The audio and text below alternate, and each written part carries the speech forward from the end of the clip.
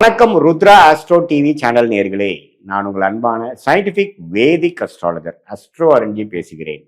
நல்லது நினைப்போம், நல்லதே நடக்கும். இந்த வீடியோவில் நம்ம என்ன பார்க்க போறோம்னா, தனுசு ராசிக்காரர்களுக்கு வருகிற ஜூலை 2026 மாதம் எந்த பலாபலன்கள் எப்படிப்பட்ட ஒரு மாதமாக இருக்க போகுதுங்கிறது சயின்டிபிக் வேதிக் அஸ்ட்ராலஜி முறையில, ஒளி தத்துவ முறையில எந்தவித மூட நம்பிக்கையிலே போகாமல், பரிகாரங்கள் அது மாதிரி விஷயத்தில் போய் மிகைப்படுத்தாமல், ஒரு கிரகமும் ஒரு மாதிரி சஞ்சரிக்கும் பொழுது அந்த ராசிக்கு அப்படி இருக்கும் பொழுது எது மாற ஒரு தாக்கத்தை, கர்ம வினையை, சாதகமற்ற வாழ்க்கை சம்பவங்களை கொடுக்க போகுதுங்கிறத துல்லியமாக நாம பார்க்க போறோம். தனுசு ராசிக்கு ஜூலை 2026 எப்படி இருக்குன்னு பார்க்கும் பொழுது, ராசி அதிபதியாகிய குருவே வந்து 8ஆம் இடத்துல இருந்தாலும் உச்சம் பெற்றிருக்கிறார். சனி 4ஆம் இடத்துல இருக்கிறார், ராகு 3ல இருக்கார், கேது 9ஆம் இடத்துல இருக்கிறார். இந்த ஆண்டு கிரகத்தின் சஞ்சாரம் தப்பில்லை. சனியின் பார்வை ராசிக்கு இருக்கு, ஆனா குருவின் பார்வை ராசியிலிருந்து விலகிருச்சு. அப்படிங்கிறப்ப என்ன ஆகும்னா, தனுசு ராசிக்காரர்கள் ஃபீல் த ஹீட். ஹீட்னு என்ன? சில விஷயங்கள் அசௌகரியமாக இருக்கும். அது வேலை விஷயமா இருக்கலாம், குடும்ப விஷயமா இருக்கலாம், பண விஷயமா இருக்கலாம், ஹெல்த் விஷயமாக இருக்கலாம். பட் நீங்க ஏதோ ஒரு நோக்கி போறீங்க, ஒரு விஷயத்தை நீங்க பாக்குறீங்க, எதையோ வந்து அச்சீவ் பண்றதுக்கு நம்ம மெனக்கெடுறோம் அப்படிங்கிறது. அந்த சனியின் 10ஆம் பார்வை வருது. அது 4ஆம் இடத்துல இருக்கும் பொழுது வீடு, வண்டி, வாகனம், வேலை, தொழில் விஷயமாக நமக்கு கொஞ்சம் வேலை பளு இருக்கு, அதிகமா இருக்கு, அந்த ஸ்ட்ரெஸ் போயிட்டு இருக்குங்கிறது தெரியுது. அதே மாதிரி குரு வந்து 8ல இருக்கிறதுனால 2ஆம் இடம், 4ஆம் இடம், அதே சமயத்துல 12ஆம் இடத்தை பார்க்கறதுனால இடம் மாற வேண்டியது, ஒரு அலைச்சல், ஒரு டிராவலிங், ஒரு இடம் விட்டு இன்னொரு இடம் போறது, பல விஷயங்கள் ட்ரை பண்றது, செகண்டரி சோர்ஸ் ஆஃப் இன்கம் பாக்குறது, அது மாதிரி விஷயங்கள்லாம் கொடுக்கக்கூடிய அமைப்பு இருக்கு. ராகு 3லும் கேது 9ல இருக்கிறதும் தப்பு இல்லை. ஃபாதர் ரிலேட்டடான விஷயத்துல சில சிக்கல்கள் வந்து அந்த ப்ராப்பர்ட்டி ரிலேட்டடா கொஞ்சம் வரும். அதுக்கு வேணுங்கிற விஷயங்கள் நம்ம கொஞ்சம் எஃபோர்ட் போட வேண்டியது வரலாம். மாத கிரகம் எப்படி இருக்குன்னு பாத்தீங்கன்னா, சூரியன் வந்து 8ல மறைஞ்சு குருவோட சேர்ந்து இருக்கிறது நல்லதுதான். ராஜோகாதிபதி வந்து சூரியன் 9ஆம் இடத்துல இருக்கக்கூடிய 9ஆம் வீட்டு அதிபதி 8ல போய் குருவின் பார்வை பெறுகிறார். எப்ப? மாதத்தின் செகண்ட் ஹாஃப்ல இருந்து.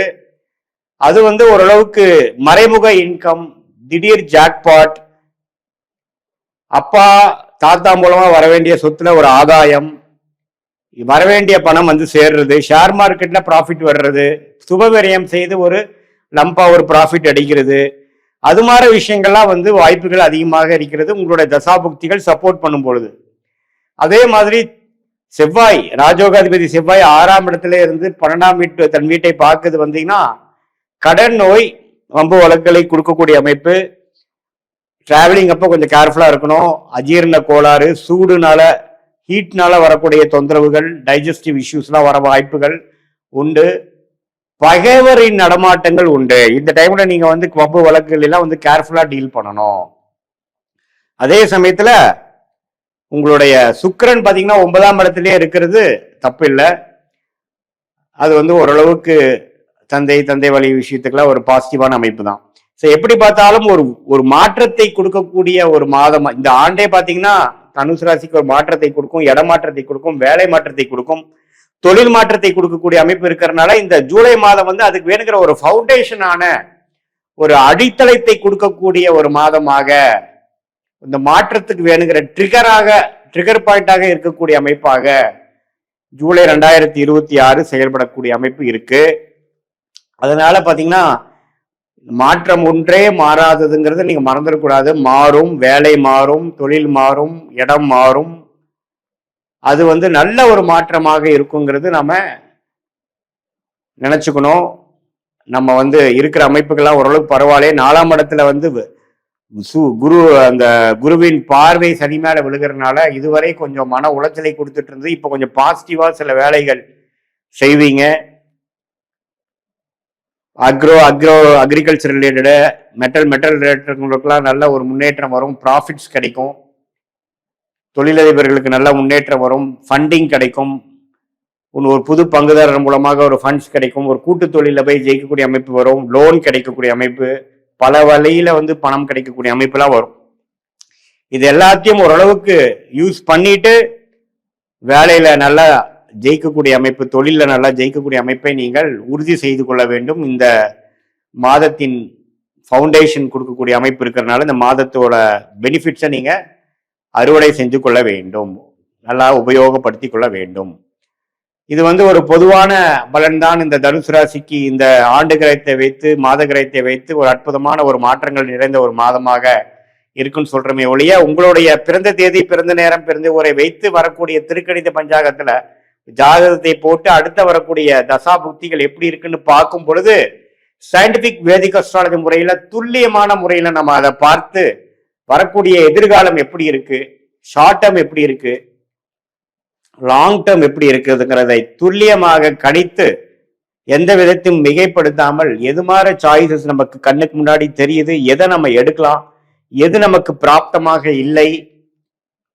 நம்மளுடைய 18 வருஷம் அனுபவத்துல கிட்டத்தட்ட ஒரு 40,000 ஜாதகம் பார்த்ததுல ஒரு லக்னத்துக்கும் என்னென்ன கிரகம் நல்ல ஒரு வலிமையாக வேலை செய்யும், எந்த கிரகம் அவ்வளவு சிறப்பா இருக்காது, உங்களுக்கு எந்த மாதிரி தசாபுக்தியில் போய் கொண்டிருக்கிறதுங்கிறதெல்லாம் துல்லியமாக கணித்து உங்களுடைய கிரகத்தின் திக்பலம் என்ன, ஸ்தான பலம் என்ன, திருக்பலம் என்ன, ஒரு கிரகமும் ஒரு பெட்டியில ஒரு ராசியில எவ்வளோ டிகிரி இடைவெளியில இருக்காரு, எந்த நட்சத்திரத்தில் இருக்கிறாரு, உங்க லக்னத்துக்கு நீங்க என்ன மாதிரி நட்சத்திரத்துல பிறந்தீங்க, நீங்க மூல நட்சத்திரமா அல்லது புராட நட்சத்திரமா அல்லது உத்திராட நட்சத்திரமா, போயிட்டு இருக்கிற தசாபுக்திகள் உங்க லக்னத்துக்கு யோக தசைகளா, இதெல்லாம் பார்த்து தசா புக்தி அந்தரம் சூக்ஷமம், தசையை டிவைட் பண்ணா புக்தி, புக்தியை டிவைட் பண்ணா அந்தரம், அந்தரத்தை டிவைட் பண்ணா சூக்ஷமம். ஸோ தசாங்கிறது 10 வருடம் 15 வருடம்,